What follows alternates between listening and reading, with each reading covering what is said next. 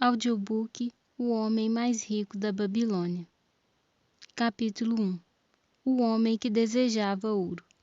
Banzir, o fabricante de carruagens da Babilônia, achava-se completamente desanimado. Sentado no muro baixo que cercava sua propriedade, contemplava com tristeza a habitação humilde e a oficina aberta onde se podia ver uma carruagem em fase de acabamento.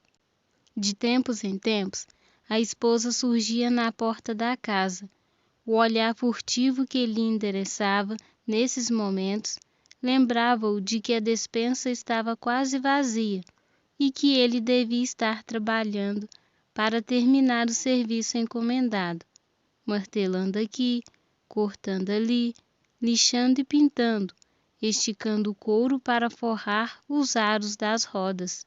Em suma, preparando o veículo para a entrega, a fim de que pudesse receber o pagamento de seu rico cliente. Não obstante, seu corpo robusto e musculoso permanecia apaticamente sobre o muro.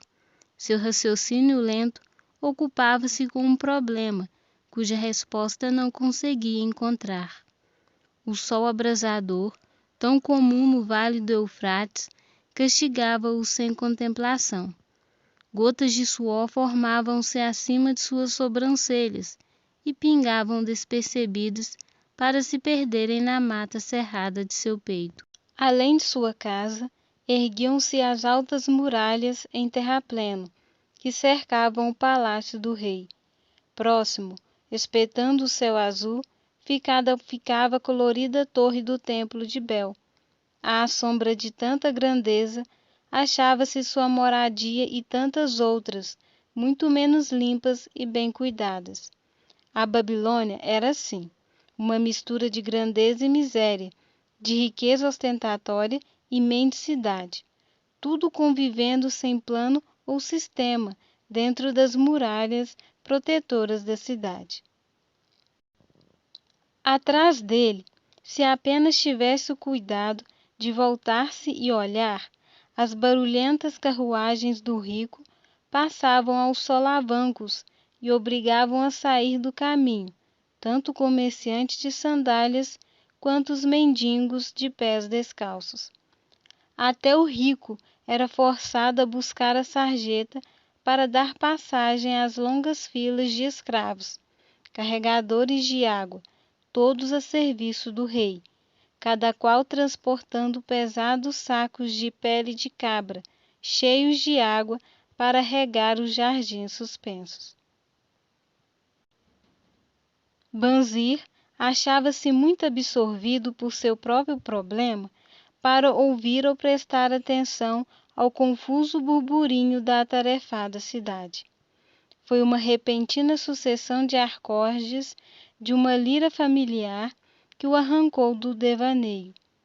Ele virou a cabeça e deu de cara com o rosto delicado e sorridente de seu melhor amigo, Cobb, o músico.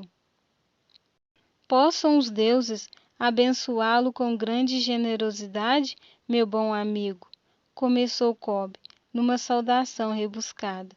Entretanto, parece que já o fizeram, pois não o vejo entregue ao trabalho. Regozijo-me com você por sua boa sorte. Mais ainda, gostaria de compartilhar isso com você.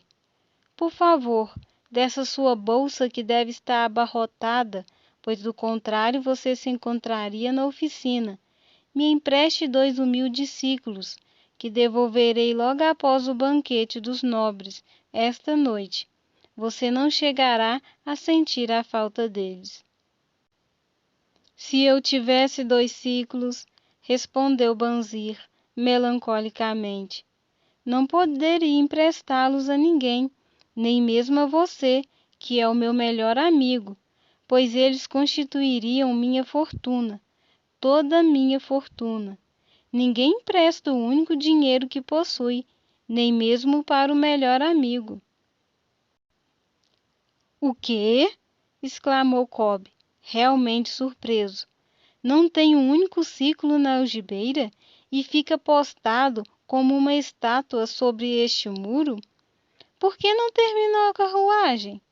Como pode sustentar o seu raro apetite? Isso não é normal em você, meu amigo. Onde está a sua inesgotável energia? Alguma coisa aconteceu com você? Trouxeram-lhe os deuses algum infortúnio? Deve ser mesmo um tormento dos deuses, disse Banzi, concordando. Tudo começou com um sonho sem sentido, onde me via como um homem de posses. De meu cinturão pendia um belo saco, pesado de tanta moeda. Dali retirava punhados de ciclos, que eu lançava com uma liberalidade descuidosa aos mendigos.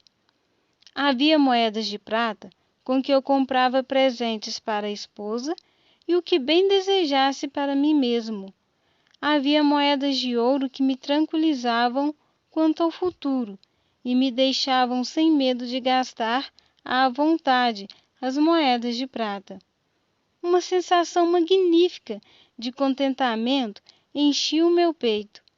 Você não teria reconhecido seu velho e diligente amigo, como não teria reconhecido minha mulher, com suas faces saudavelmente rosadas e sem rugas. Ela era novamente a mocinha sorridente de nossos primeiros anos de casados.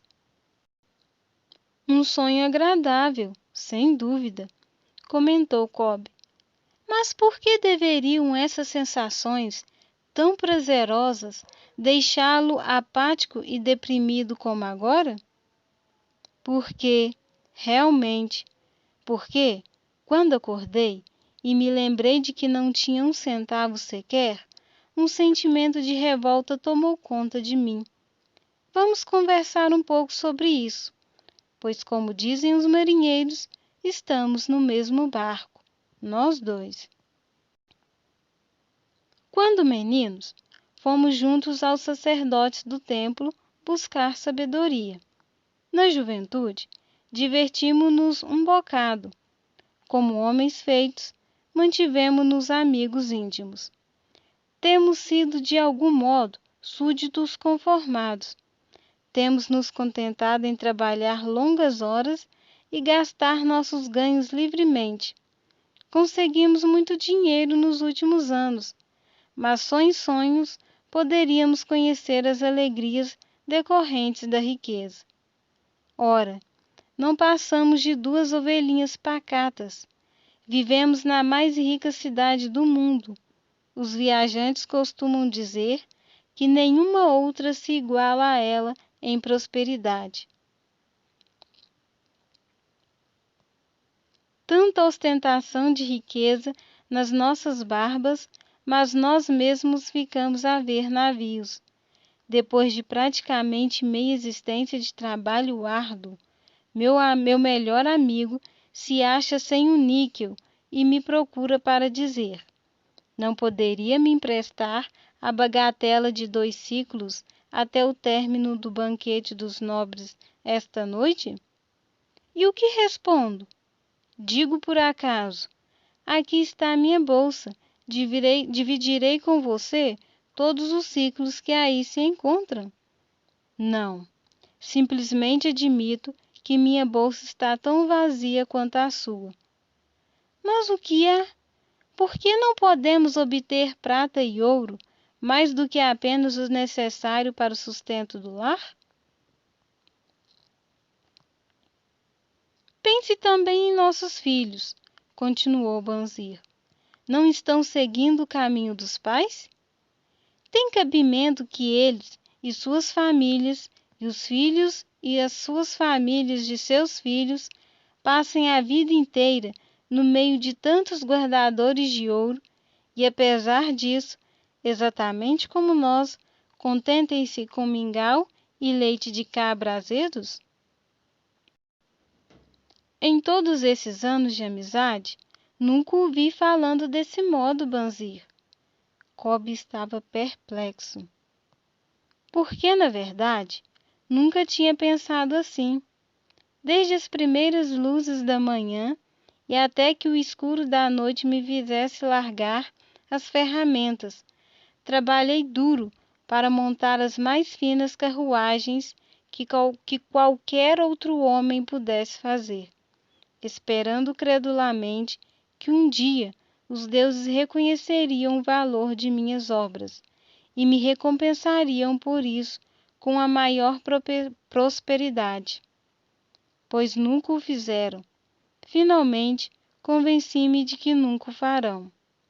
É esse o motivo da tristeza que rói o meu peito. Quero ser um homem de posses. Quero ter minha própria terra e animais para cuidar. Quero ter roupas finas e dinheiro, muito dinheiro. Estou disposto a trabalhar com toda a força de meus músculos, com toda a perícia de minhas mãos, com todo o tirocínio de minha mente, mas quero que os frutos de meu trabalho sejam fartos. Qual é o problema com a gente? E o que volto a lhe perguntar?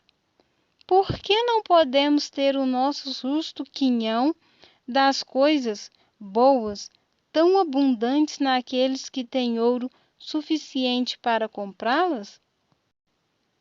Quem dera tivesse uma resposta, replicou Cobb.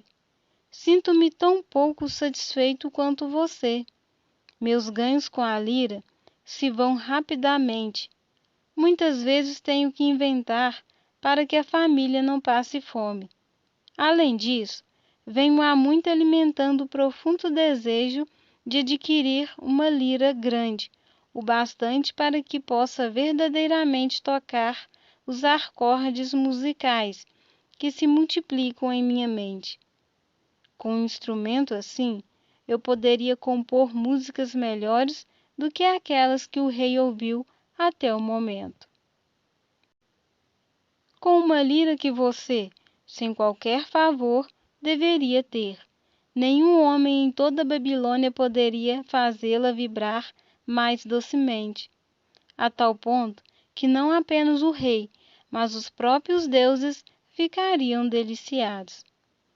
Como, porém, conseguir tal coisa, se nós dois somos tão pobres quanto os escravos do rei? Ouça o sino, aí vêm eles.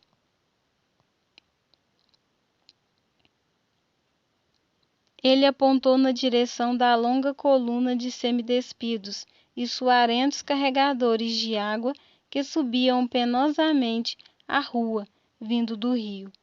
Arrastavam-se em alas de 5, cada qual vergado sob um pesado odre de pele de cabra. Um belo tipo de homem, aquele que os está conduzindo. Cobb indicou o tocador de sino que ia na frente, sem carregar nada. Um homem importante em seu próprio país, como se pode ver. Há muitos bons tipos ali, acrescentou Banzir, concordando com o amigo.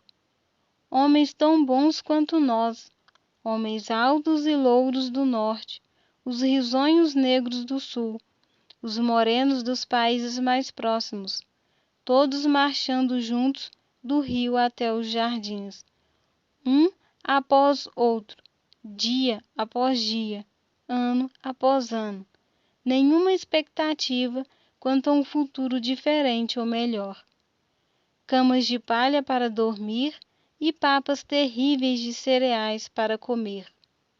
Coitados desses pobres brutos, Cobb. Coitados realmente. Mas você me faz ver que não somos muito melhores do que isso, embora nos consideremos homens livres. É verdade, Cobb.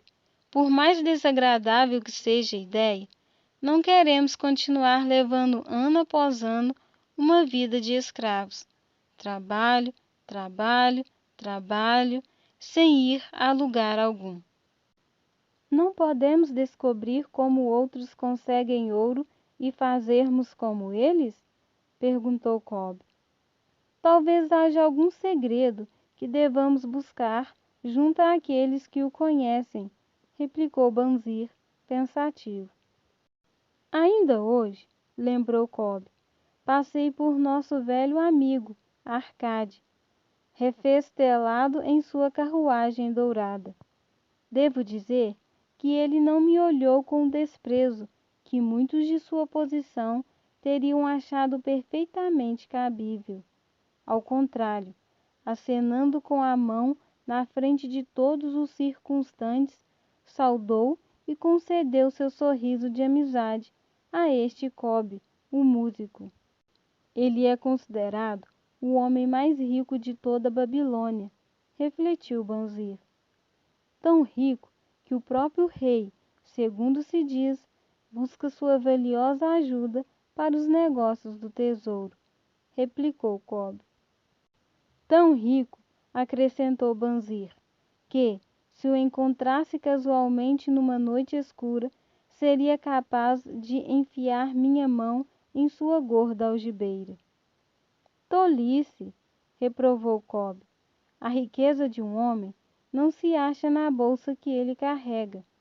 Uma bolsa gorda fica logo vazia se não houver um constante fluxo de ouro. Arcade tem rendimentos que conservam suas reservas, sempre altas, por maior que seja a liberalidade com que gasta dinheiro. Rendimentos, essa é a questão, exclamou Banzir. Quero ter uma renda fluindo continuamente para minha bolsa, esteja eu sentado sobre o muro ou viajando em terras distantes. Arcade deve saber como um homem pode criar uma renda para si mesmo. Supõe que se trate de alguma coisa que ele poderia deixar claro para uma mente tão lenta como a minha? Parece-me que ele transmitiu seus conhecimentos ao filho, Nomazir, respondeu Cobb. Este não foi para Nínive, e como se comenta na estalagem, não se tornou, sem a ajuda do pai, um dos homens mais ricos dessa cidade? Cobb, você acaba de me propiciar um raro pensamento. Um brilho novo surgiu nos olhos de Banzir. Não custa nada buscar conselho junto a um bom amigo, e Arcade sempre se mostrou como tal para nós dois. Pouco importa que nossa bolsa esteja tão vazia como o ninho de um falcão, abandonado há um ano. Não deixemos que isso nos detenha. Estamos fartos de não ter ouro no meio de tanta opulência. Queremos tornar-nos homens de posses. Vamos procurar Arcade e perguntar-lhe como também nós podemos adquirir uma renda para nós mesmos. Você parece verdadeiramente inspirado, Banzir. Está me trazendo uma nova compreensão. E me fez perceber porque nunca encontramos nenhuma quantidade de ouro. Nós nunca o procuramos. Você trabalhou pacientemente para construir as mais sólidas carruagens da Babilônia. Para tal propósito, devotou seus melhores esforços. Nisso, até que teve êxito. Eu mesmo fiz os maiores esforços para tornar-me um virtuoso da lira, e nisso eu também tive êxito. Nas coisas em que aplicamos nossos melhores esforços, tivemos êxitos. Os deuses parecem satisfeitos com que continuemos assim. Agora, finalmente, vemos uma luz, brilhante como os raios do sol nascente. Ela nos indica que devemos aprender mais para prosperar mais. Com um novo entendimento, acharemos caminhos dignos para cumprir nossos desejos. Vamos hoje mesmo à procura de Arcade, insistiu Banzir. Busquemos igualmente outros amigos de infância que não tiveram maior sucesso que nós mesmos, para que compartilhem conosco as mesmas lições. Está sempre pensando nos outros, Banzir, e por isso que tem tantos amigos. Será como você diz, pois vamos hoje mesmo e os levemos conosco. Capítulo 2. o homem mais rico da Babilônia. Era uma vez, na antiga Babilônia, um homem muito rico chamado Arcade. Conhecido em toda parte devido a uma imensa riqueza, tornara-se igualmente famoso pela liberalidade.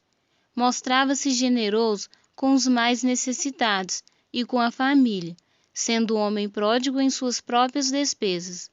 Entretanto, a cada dia sua riqueza crescia mais rapidamente do que podia gastá-la. E houve alguns amigos da juventude que vieram até ele, dizendo-lhe: Você, Arcade, é mais venturoso do que nós. Você se tornou o homem mais rico de toda a Babilônia, enquanto nós lutamos para sobreviver. Pode usar as mais finas roupas e degustar as mais requintadas iguarias, enquanto nós devemos nos dar por satisfeitos se apenas propiciamos à família uma indumentária decente ou alimentamos da melhor maneira possível. Contudo, alguma vez fomos iguais, tivemos o mesmo professor, participamos das mesmas brincadeiras, e nem nos estudos, nem nas brincadeiras você se sobressaiu mais do que nós. E nos anos que se seguiram, você foi um cidadão tão honrado quanto nós. Tampouco trabalhou mais duro ou mais assiduamente, pelo menos até onde sabemos. Por que então deveria o caprichoso destino escolhê-lo para gozar de todas as boas coisas da vida e ignorar-nos, a nós que igualmente somos merecedores?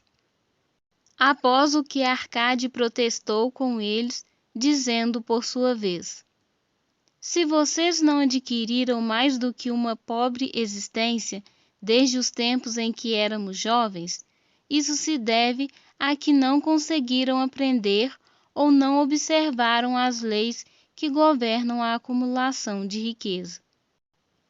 O voluntarioso destino é um Deus cheio de malícia, que não assegura um bem duradouro para ninguém. Ao contrário, ele traz ruína para quase todo homem sobre quem faz chover ouro não conquistado. Ele produz os gastadores libertinos que logo dissipam tudo o que recebem e se deixam dominar pelos mais extravagantes apetites, que nem sempre podem satisfazer. Outros ainda, a quem esse caprichoso Deus favorece, tornam-se avarentos e entesouram sua riqueza, temendo despender o que têm por saberem que não são capazes de repô-lo. São, além disso, assediados pelo medo de roubo e acabam construindo para si mesmos uma vida de necessidades e secreta tristeza. Há provavelmente outros que conseguem dinheiro fácil e o aumentam, sem deixar de se sentirem felizes e abastados cidadãos. Mas são tão poucos que só sei deles por ouvir dizer. Pensem nessas pessoas que de repente se viram herdando uma riqueza e confiram se as coisas não se passam assim. Os amigos admitiram que a respeito dos conhecidos que tinham herdado uma fortuna, aquelas palavras eram realmente verdadeiras e suplicaram-lhe que explicasse a eles como tinha conseguido juntar tantos bens. Ainda em plena juventude, continuou Arcade, eu olhava em minha volta e observava todas aquelas boas coisas capazes de propiciar felicidade e contentamento. Percebi, então, que a riqueza aumentava ainda mais a potência delas. A riqueza é um poder. Com a riqueza, muitas coisas se tornam possíveis. Este pode embelezar sua casa com os móveis mais refinados. Aquele pode viajar pelos mares distantes. Esse outro pode regalar-se com as finas iguarias de terras longínquas. Outro mais pode comprar ornamentos lavrados em ouro ou cravejados de pedras preciosas. Pode-se mandar construir templos magníficos para os deuses. E possível, enfim, fazer todas essas coisas e muitas outras, onde sempre haverá deleite para os sentidos e gratificação para a alma. E quando percebi tudo isso, declarei a mim mesmo que reivindicaria o meu quinhão entre as boas coisas da vida. Não seria nenhum desses que se mantenha à distância, observando invejosamente os prazeres do outro. Não me contentaria em vestir roupas baratas que parecem respeitáveis. Não me daria por satisfeito com a parte que cabe a um homem pobre. Ao contrário, faria de mim mesmo um conviva nesse banquete de boas coisas. Sendo, como sabem, filho de um humilde comerciante, membro de uma grande família sem qualquer expectativa de herança, e não me achando dotado, como me disseram vocês, com tanta franqueza, de poderes superiores ou talentos especiais, decidi que, se realmente quisesse conseguir tudo o que desejava, precisaria basicamente de tempo e estudo. Todos os homens têm tempo em abundância. Cada um de vocês vem deixando escapar tempo suficiente para tornar-se rico. E ainda, como admitem, não tem nada para apresentar senão suas boas famílias, de que, aliás, podem com justiça orgulhar-se. Quanto ao estudo, nosso sábio professor não nos ensinou que o aprendizado consistia em 2 tipos. O primeiro, cuidando das coisas que aprendíamos e sabíamos. O outro, baseando-se na prática que nos ajuda a encontrar aquilo que não conhecemos. Assim, resolvi-me a investigar como alguém consegue acumular riqueza e, quando descobrisse, tornar tal coisa minha própria tarefa e realizá-la bem. Pois não é justo que devamos gozar enquanto permanecemos sob a brilhante luz do sol, compensando os sofrimentos que teremos de enfrentar quando partirmos para a escuridão do mundo do espírito? Empreguei-me como escriba na sala de registros, e todos os dias trabalhei horas sem conta sobre as tabuinhas de argila. Semana após semana, mês após mês, dei um duro danado, sem que os meus vencimentos dessem mostras de crescer. Comida, roupa, os compromissos para com os deuses, além de outras coisas de que já não consigo lembrar-me, consumiam tudo o que eu ganhava, mas minha determinação continuou de pé.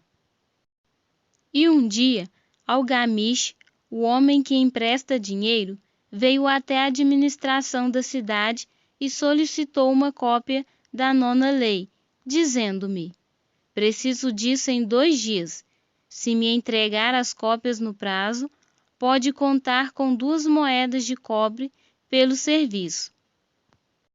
Trabalhei arduamente, mas o texto da lei era muito comprido, e quando Algamish voltou, eu ainda não tinha terminado a transcrição.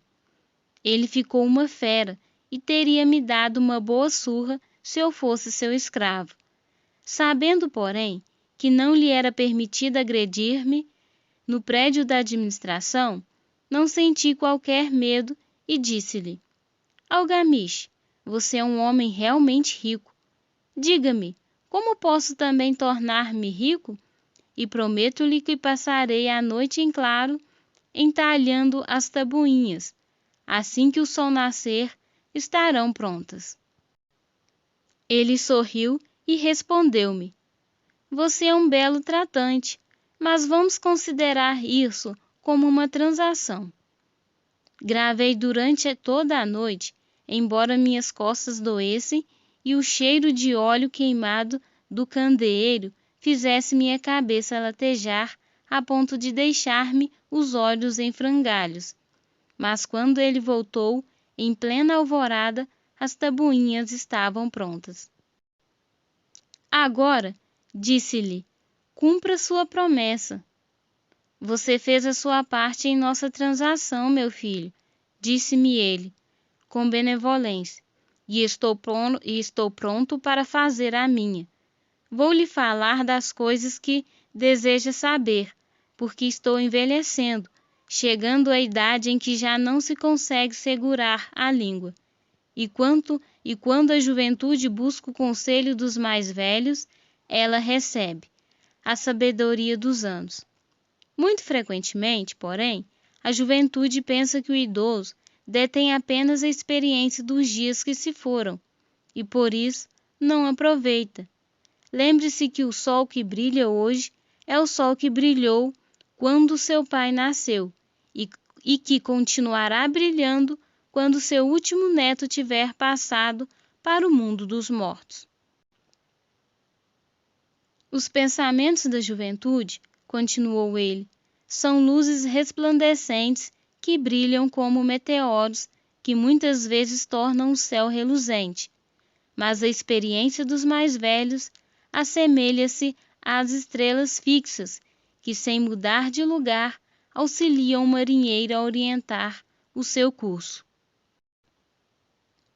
Guarde bem minhas palavras, pois do contrário deixará de assimilar a verdade do que lhe contarei e pensará ter sido em vão todo o trabalho que teve durante essa noite. Então ele me olhou com perspicácia por baixo das peludas sobrancelhas e disse num tom lento e enérgico: achei o caminho para a riqueza quando decidi que conservaria comigo uma parte de tudo que ganhasse, e assim fará você. E continuou me olhando com uma insistência que parecia ir ao fundo de minha alma, mas não disse mais nada. É tudo? Perguntei. Foi o suficiente para transformar o coração de um pastor de ovelhas no coração de um emprestador de dinheiro, replicou ele. Mas tudo que ganho não vem mesmo para o meu bolso? Perguntei. Nada mais falso, respondeu ele. Você não paga pelas roupas e pelas sandálias que usa? Não paga pelas coisas que come? Consegue viver na Babilônia sem fazer despesas? O que tem para apresentar do que recebeu no mês passado? E de tudo quanto ganhou no último ano? Louco, você paga a todo mundo, menos a si mesmo. Idiota, está trabalhando para os outros. Bem melhor do que isso faz o escravo, que trabalha para o seu dono em troca de roupa e comida. Se guardasse para si mesmo 1/10 de tudo o que ganha, quanto teria dentro de 10 anos? Meu conhecimento dos números não me desamparou e respondi: ora, o equivalente a 1 ano de trabalho. Pois está dizendo apenas meia verdade, retorquiu ele. Cada moeda de ouro que economizar é um escravo que pode trabalhar para você.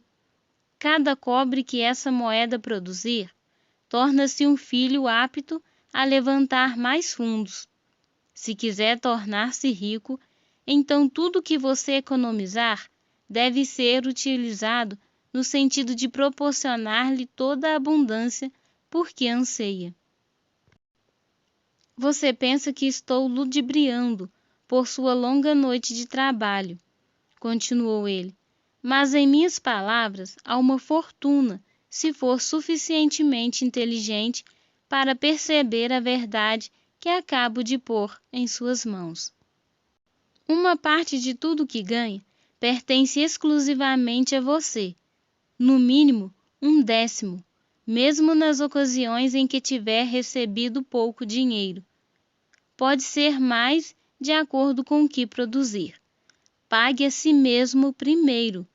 Não compre ao fazedor de roupas ou ao fazedor de sandálias mais do que possa pagar com o restante, devendo ainda separar o bastante para alimentar-se, ajudar o próximo e pôr em dias as obrigações com os deuses. A riqueza, como uma árvore, cresce a partir de uma simples semente. A primeira moeda de cobre que economizar será a semente a partir da qual sua árvore da riqueza crescerá. Quanto mais cedo plantá-la, mais cedo a árvore crescerá. E quanto mais fielmente alimentar e regar essa árvore com economias constantes, logo chegará o dia em que poderá abrigar-se em pleno contentamento embaixo de sua sombra. Tendo dito isso, pegou suas tabuinhas e foi embora. Pensei muito a respeito do que ele me dissera, e suas palavras me pareceram razoáveis. Assim, decidi fazer a experiência. Sempre que recebia um pagamento, tirava e guardava uma em cada 10 moedas de cobre. E estranho como possa parecer, não fiquei mais desprovido de fundos do que antes. Percebi pequena diferença quando comecei a me arranjar sem isso, mas frequentemente me via tentado à medida que minha reserva crescia, a utilizá-la para adquirir as boas coisas que os mercadores ofereciam, objetos trazidos por camelos e navios das terras dos fenícios. Prudentemente, porém, consegui refrear o impulso. 12 meses se tinham passado quando Algamish voltou a me procurar, dizendo-me: "E então, meu filho, pagou a si mesmo não menos de 1/10 sobre tudo quanto ganhou no ano passado?" Respondi todo orgulhoso: "Sem dúvida, mestre, foi exatamente o que fiz." "Ótimo!" comentou, abrindo um largo sorriso para mim. "E o que fez com essa reserva?" "Entreguei-a a Azimur, o olheiro, que me disse estar viajando pelos mares distantes e que, em Tiro, compraria para mim joias valiosíssimas, só encontradas na Fenícia. Quando voltar, poderemos vendê-las a preço bem mais alto e dividiremos os lucros." "Bem, os loucos precisam mesmo aprender", rosnou ele.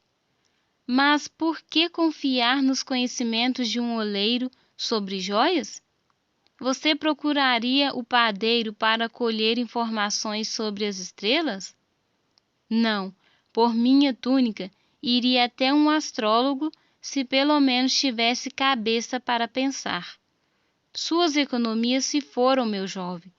Você arrancou sua árvore da riqueza pelas raízes.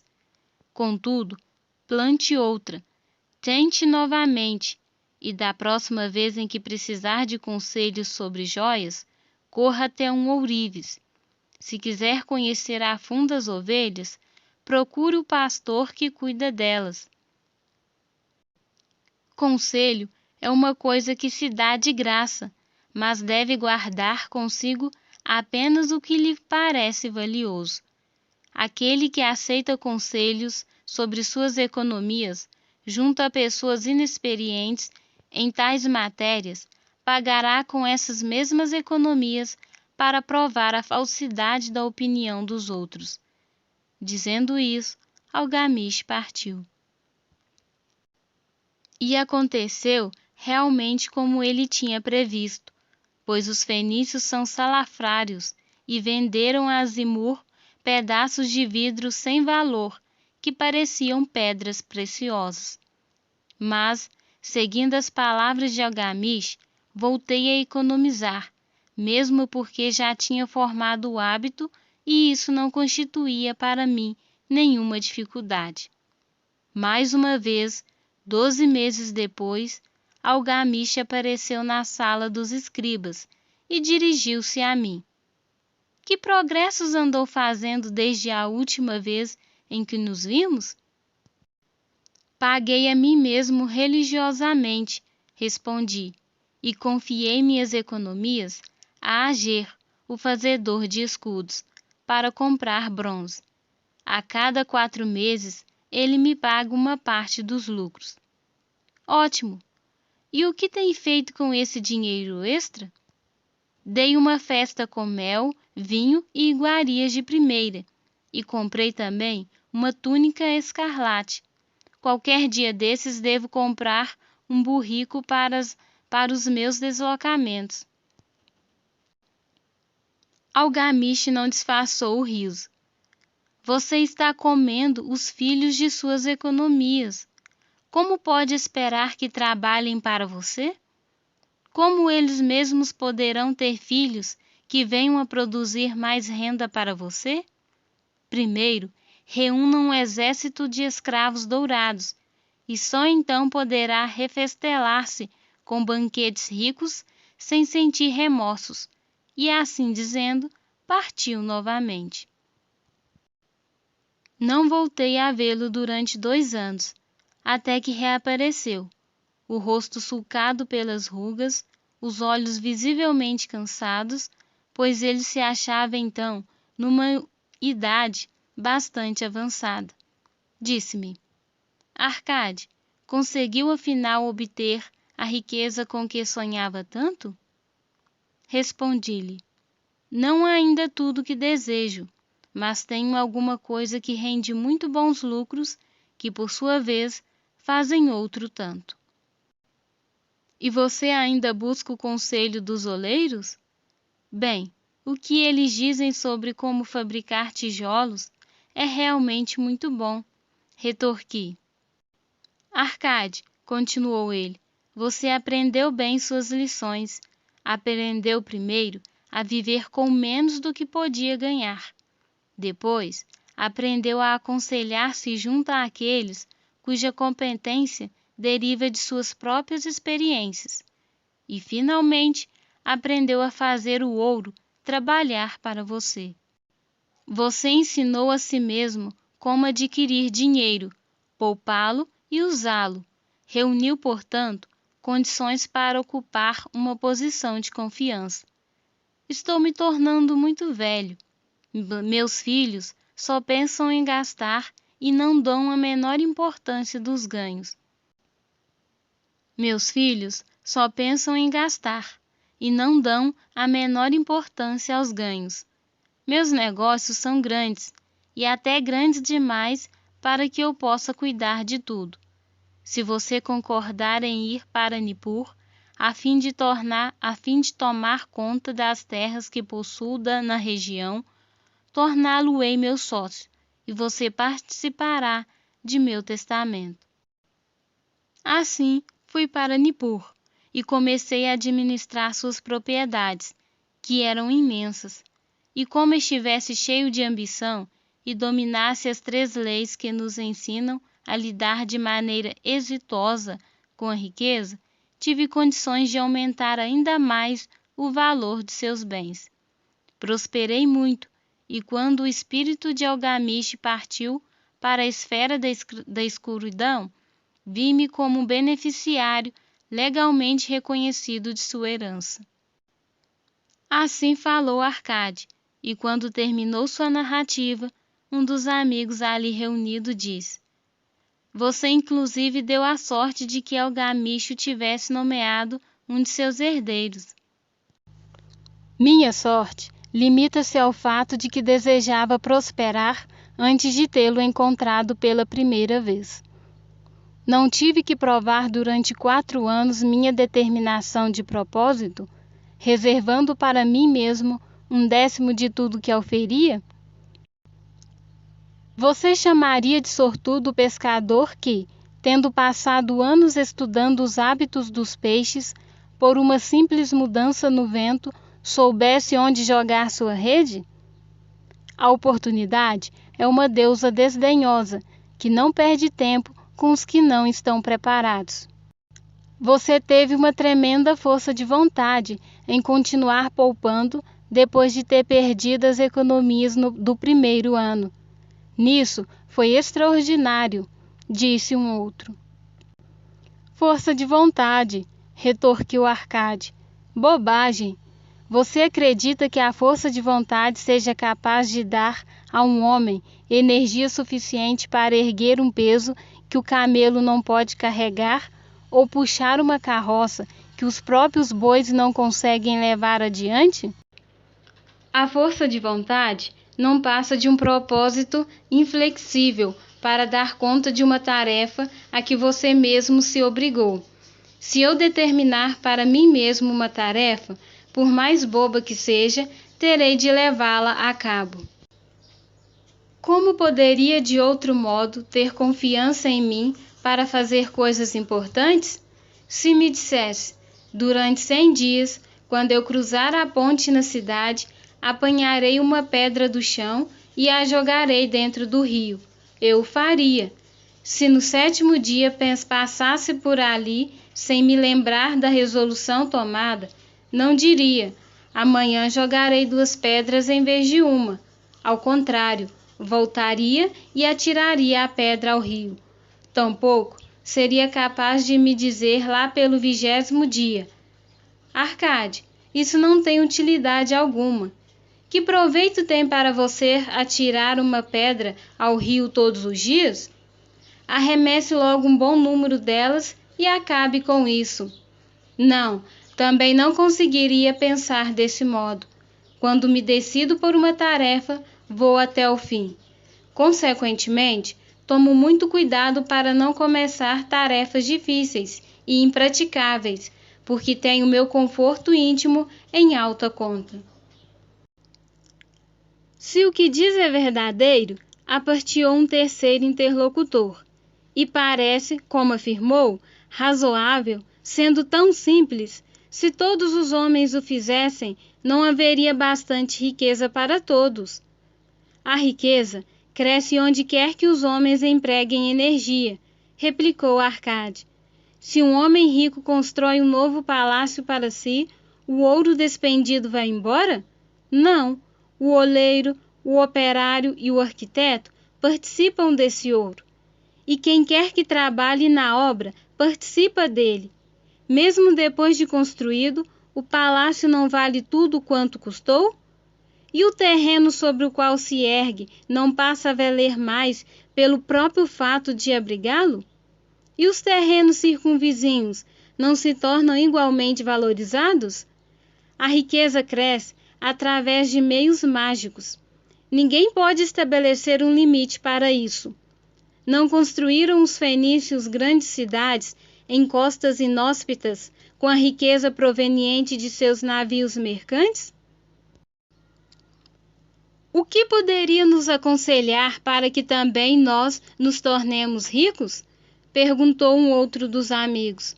Os anos passaram, não somos mais jovens e não guardamos nada. Aconselho-os a fazer uso da sabedoria de Algamish e dizer a si mesmos: uma parte de tudo que eu ganhar pertence a mim. Digam isso pela manhã, assim que acordarem, à tarde, à noite, em todas as horas do dia. Digam isso a si mesmos, até que as palavras se transformem em letras de fogo gravadas no céu. Impregnem-se com a ideia, ocupem toda a alma com esse pensamento, e assimilem tudo que lhes pareça sábio. Separem não menos de 1/10 e economizem. Façam todas as despesas necessárias, mas poupem primeiro essa pequena cota. Cedo vão experimentar a deliciosa sensação de um tesouro, cuja posse cada um de vocês tem legitimamente condições de reivindicar. Quanto mais ele crescer, mais se verão estimulados, vibrarão com uma nova alegria de viver. Encararão a possibilidade de maiores esforços para ganharem mais, pois não estarão reservando sob os lucros maiores a mesma porcentagem? Aprendam, portanto, a fazer com que seu tesouro trabalhe para você. Tornem-no seu escravo, façam seus filhos e os filhos de seus filhos trabalharem para vocês. Assegurem uma renda para o futuro. Olhem para os mais idosos e não esqueçam que dia virá em que também vocês estarão velhos. Por isso, invistam em seu tesouro com toda a cautela do mundo. taxas usurárias de retorno são sereias enganosas que cantam naturalmente, mas para lançar o incauto contra as rochas do desperdício e do remorso. Providenciem para que sua família não deseje que os deuses o chamem para o reino deles, e sempre possível garantir tal proteção com pequenos pagamentos a intervalos regulares. Por isso, o homem previdente não perde tempo esperando que apareça uma grande soma, a fim de utilizá-la em tão prudente propósito. Busquem o conselho dos homens sábios. Procurem informar-se com pessoas cujo trabalho cotidiano é o manuseio do dinheiro. Deixem que elas os protejam de erros como os que eu mesmo cometi ao entregar minhas economias a Azimur, o oleiro. Um retorno pequeno e certo é uma coisa mais desejável que o risco. Aproveitem a vida enquanto estiverem aqui. Não exagerem nem tentem economizar demais. Se 1/10 de tudo que ganharem é o que vocês podem confortavelmente poupar, contentem-se com essa porção. Por outro lado, vivam de acordo com suas rendas e não sejam sovinas nem temerosos ao gastar. A vida é boa e rica com coisas que valham a pena e causam prazer. Seus amigos agradeceram-lhe por aquelas palavras e se foram. Alguns mantiveram-se em silêncio, porque não tinham imaginação e não podiam entender.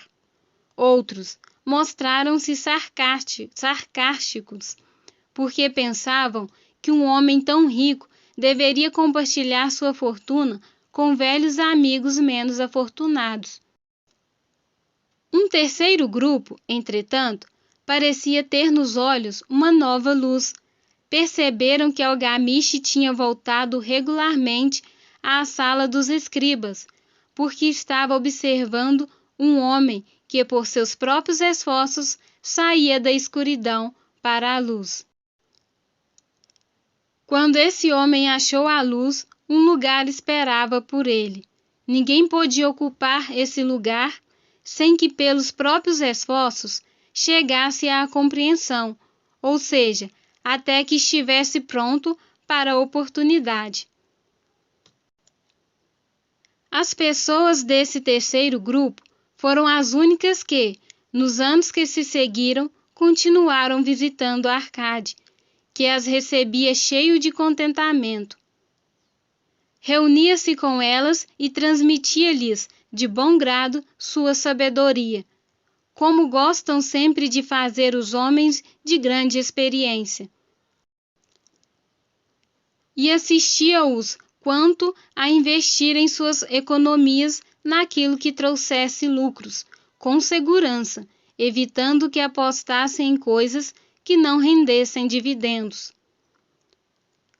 O momento decisivo na vida desses homens ocorreu quando compreenderam a verdade que tinha passado de Algamish para Arcade e de Arcade para eles. Uma parte de todos os seus ganhos pertence exclusivamente a você.